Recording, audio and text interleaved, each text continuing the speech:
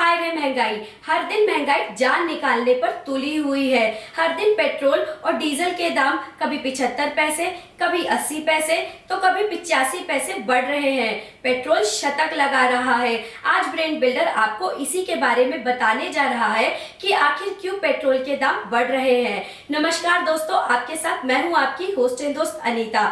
तो चलिए वीडियो शुरू करते हैं। 80 पैसे, 85 पैसे, 75 पैसे और 55 पैसे, ये देखने में भले ही छोटी सी रकम लग रही है, लेकिन जब ये हर दिन बढ़ती है तो टेंशन भी बढ़ती जाती है। खासकर नौकरी पेशा की महंगाई की सबसे बड़ी मार हम जैसे लोगों पर ही तो सबसे ज्यादा पड़ती है। देश में पेट्रोल और डीजल की कीमतें हर दिन नया रिकॉर्ड बना रही है। आप जानकर हैरान रह जाएंगे कि देश में पेट्रोल डीजल की महंगाई का हाल ये है कि हम लोग 1 लीटर कच्चे तेल यानी क्रूड ऑयल की तुलना में पेट्रोल के लिए 4 गुना भुगतान कर रहे हैं। लेकिन अगर तेल पर कुछ टैक्स कम हो जाए तो ऐसी त्राहिमाम से बचा जा सकता है। आइए समझते हैं तेल का पूरा खेल।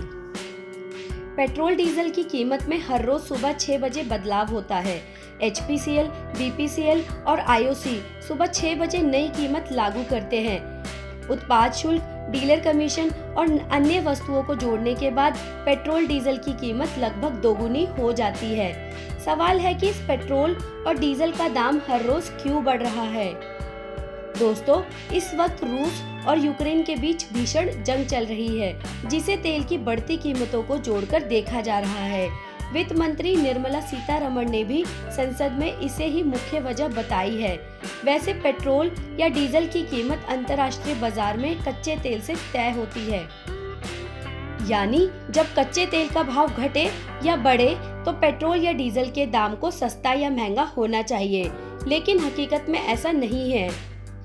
बैरल क्या होता है?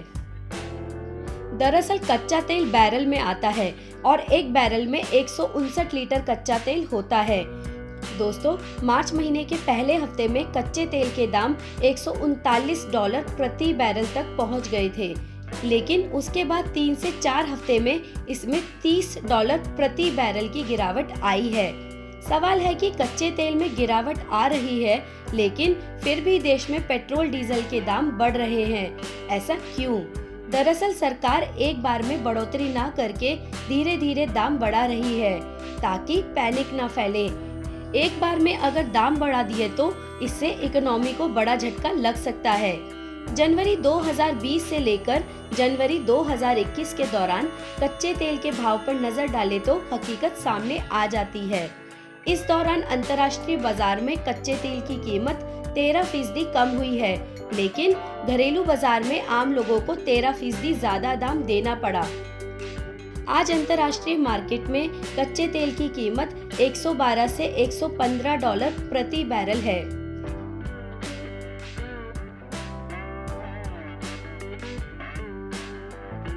दोस्तों, घरेलू बाजार में पेट्रोल और डीजल की रिटेल कीमतें अंतर्राष्ट्रीय बाजार में कच्चे तेल की कीमतों से जुड़ी है। इसका मतलब है कि अगर अंतर्राष्ट्रीय बाजार में कच्चे तेल की कीमतें गिरती है तो रिटेल कीमतें कम होनी चाहिए, लेकिन ज्यादातर बार ऐसा नहीं होता है। भारत में कोरोना का पहला केस 20 जनवरी 2020 को आया था। उस वक्त 1 लीटर कच्चे तेल का भाव करीब 29 रुपए था, जबकि देश के आम आदमी को इसे 78 रुपए में खरीदना पड़ रहा था, तकरीबन 3 गुने दाम पर।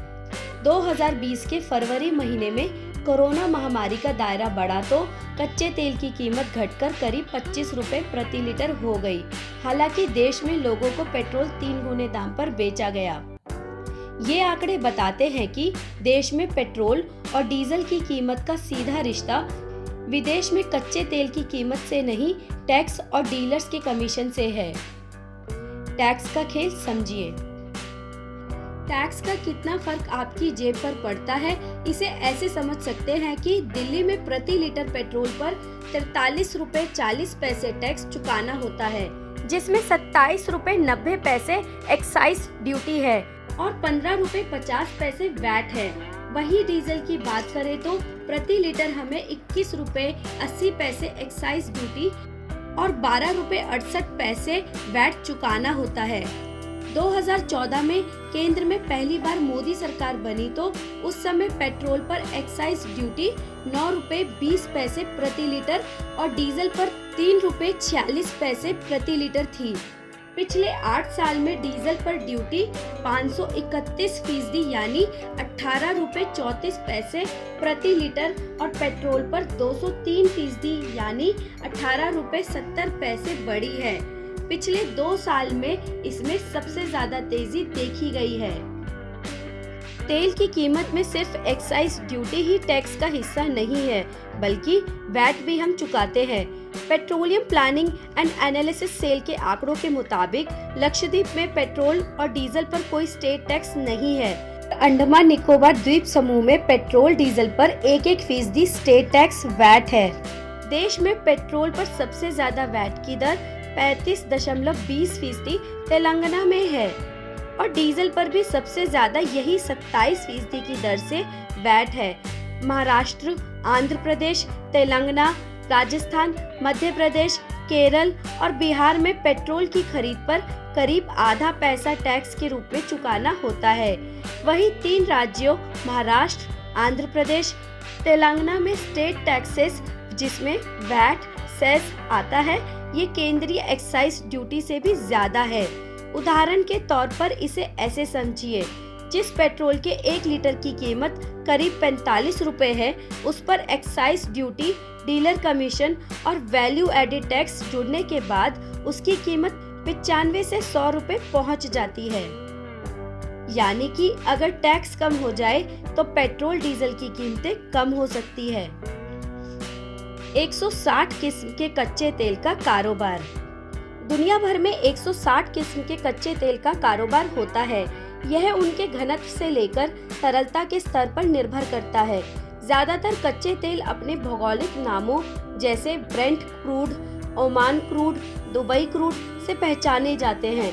भारत अपनी जरूरत का 80% से ज्यादा कच्चा तेल बाहर से आयात करता है और इस कच्चे तेल का भाव ब्रेंट्स, ओमान, दुबई के भाव से तय होता है। ऑयल मार्केटिंग कंपनियां और रिफाइनरी इस कच्चे तेल को खरीदती है और उसे साफ सुथरा करके अलग अलग पेट्रोलियम पदार्थों पेट्रोल, डीजल को देश भर में भेजती है। दोस्तों, पेट्रोल और डीजल ही नहीं, अब तो पीएनजी और सीएनजी के दामों में भी आग लग रही है। यानी डीजल महंगा तो सब कुछ महंगा। इसका सीधा असर दिख रहा है हमारे और आपके किचन में। उम्मीद है आपको तेल का खेल समझ आ गया होगा। उम्मीद है आपको हमारी ये वीडियो अच्छी लगी होगी। अगर आप हमारी फैमिली का हिस्सा अभी तक नहीं बने हैं तो प्लीज हमारी फैमिली का हिस्सा बन जाइए। हमारे चैनल ब्रेन बिल्डर को सब्सक्राइब कीजिए और बेल बटन दबाइए ताकि इसी तरह की नॉलेज भरी वीडियो आपको मिलती रहे और आपकी नॉलेज बढ़ती रहे। धन्यवाद।